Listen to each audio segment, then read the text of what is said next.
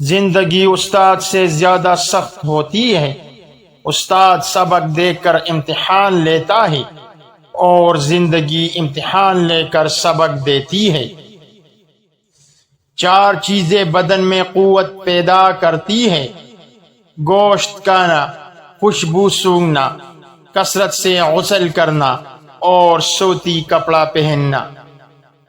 جب لوگ تمہیں تکلیف میں چھوڑ دیں، جان لو کہ اللہ تمہارے کام کا ذمہ خود لینا چاہتا ہے۔ 3 چیزوں کی زیادہ عزت افزائی انسان کو ذلیل کر دیتی ہے: عورت، خادم اور گھوڑا۔ میں نے اگر کسی شخص کی عزت اس کی حیثیت سے زیادہ کی تو اس کی نظر میں میری عزت کم ہوگی۔ سخاوت دنیا اور آخرت کی عیبوں کو ڈھانپ دیتی ہے۔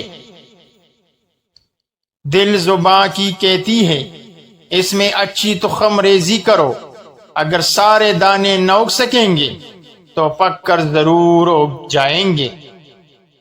صرف وہی شخص جو مخلص ہے وہ جان لیتا ہے کہ دکھاوا کیا ہے۔ چونکہ جاہل کو اس بات کا یقین ہوتا ہے کہ وہ عالم ہے، اس لیے وہ کسی کی بات نہیں مانتا۔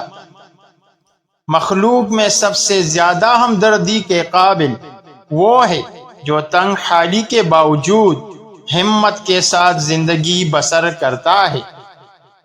جس طرح بصارت کی ایک حد ہوتی ہے، اسی طرح عقل کی بھی ایک حد ہوتی ہے جہاں وہ ٹھہر جاتی ہے۔